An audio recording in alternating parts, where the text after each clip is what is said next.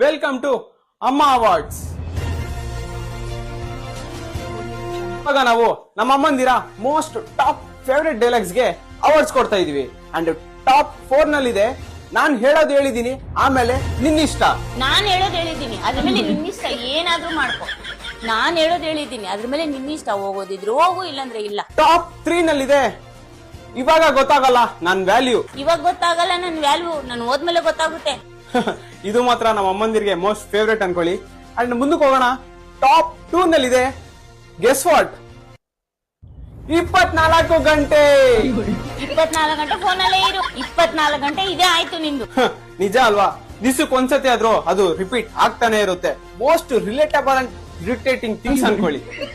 And top 1 ನಲ್ಲಿದೆ most favourite dialogue, 9 ತಿಂಗಳು ಹೆತ್ತು ಹೊತ್ತು.